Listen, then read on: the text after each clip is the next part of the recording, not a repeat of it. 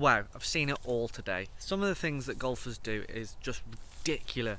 I cannot believe that you see some of the people on the golf course at your home club and they just fail to do the right thing. Like, I know that it can be difficult. You're not going to do the right thing all the time, but if you can give yourself the best chance to be able to do the right thing, then you're going to hold yourself in a better position than you would if you were to just do the totally wrong thing. So in this video I'm going to reel off exactly some of the things that people do and I just don't understand why, and I'll run through exactly the thing that they should be doing to give themselves the best opportunity to play well. Stick with me on this one. This is Nick Does Golf.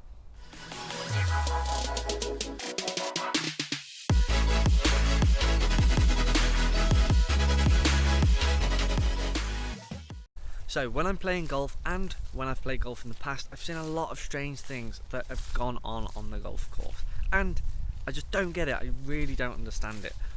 Some of the things wind you up. Some things you just cannot understand how that has even happened, and also you just think, well, why has that person done that? Because they'd have been better off doing this. Well, in this video I'm going to show you a few examples of exactly the things that people do and I just don't understand why they do them, and I'll give my opinion on what they should have done in the first place to help them improve their golf. Disclaimer, this is only my opinion, so don't take it to heart if some of the things that I've reeled off you do, because you might want to change this. I'm just giving you advice. Don't take it to heart, it's only what I think. Just see what happens. I'm just trying to give a different perspective on what you could have done better possibly, and I'm trying to help your game, so it might be worth taking it on board. So first one, here goes. I absolutely love this wedge. So good. Quite expensive though.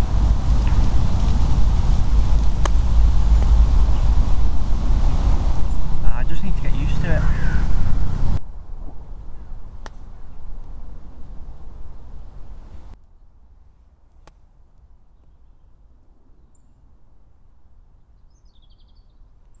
There's always that golfer that opts to use their highest lofted wedge when they're on the fringe. Why? You're just making it 10 times more difficult than it already is.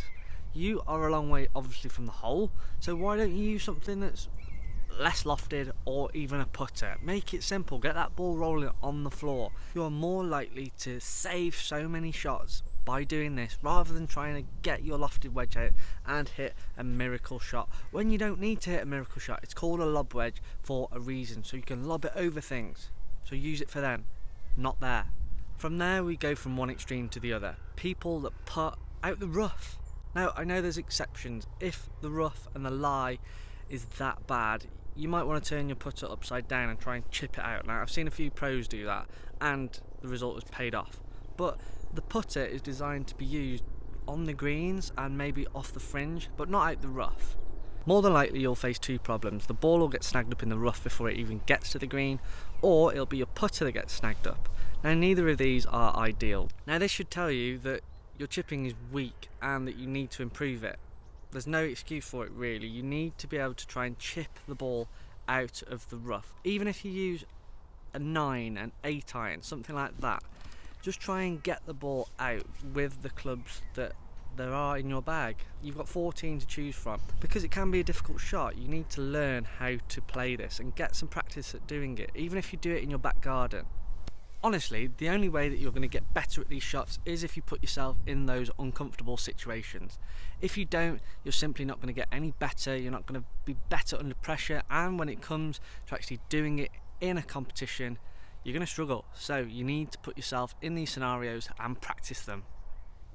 There's always a golfer that says they never like a certain tee shot, so every time they get to it, they'll peg their ball down and they'll speed everything up. Probably won't even take a practice swing, and chances are the tempo of the swing increases as well because they're feeling the pressure.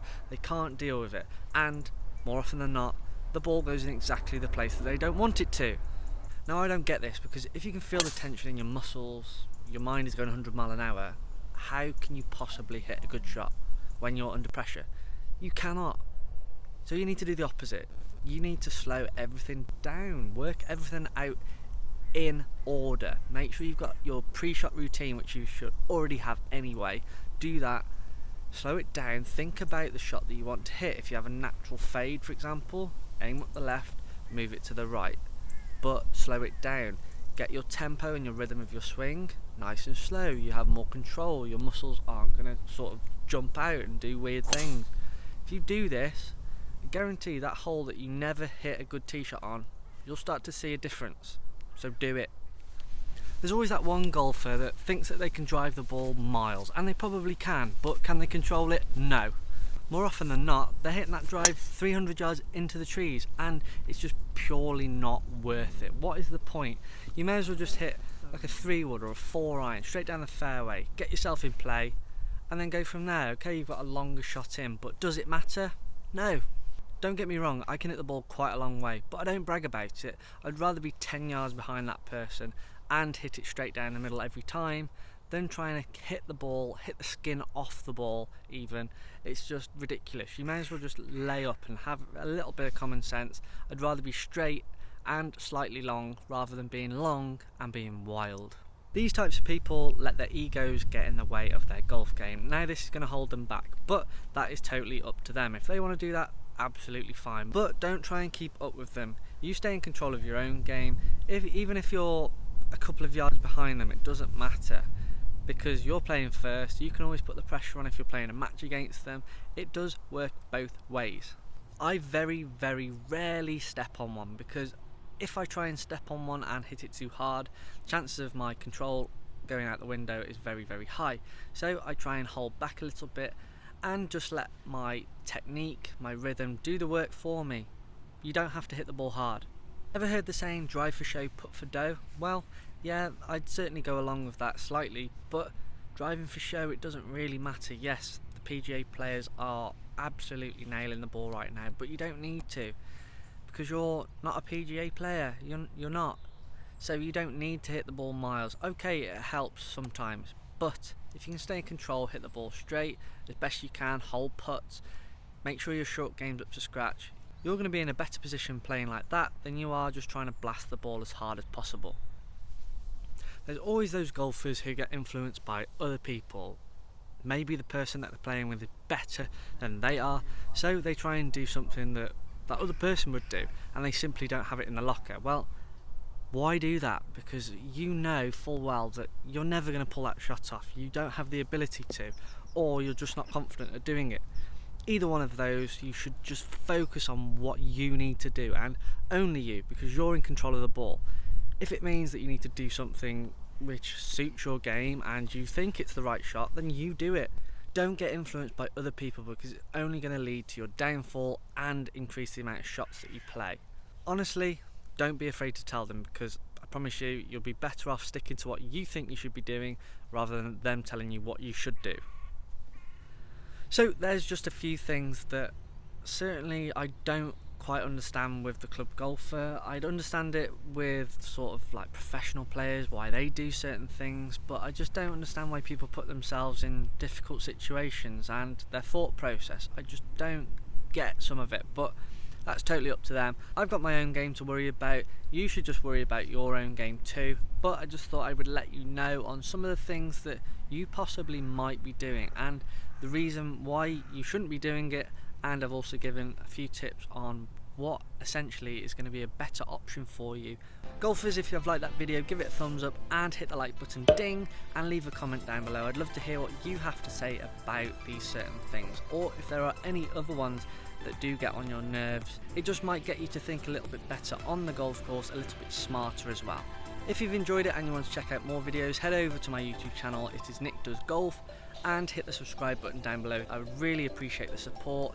Thanks very much to everybody that's done it so far. That is great. I just want to produce more free content for you to watch. Also check out my social media platforms on Instagram, Twitter and TikTok to keep up to date with everything that I'm doing. It is @NickDoesGolf on all of those. Thanks very much for watching guys, and see you on the next video.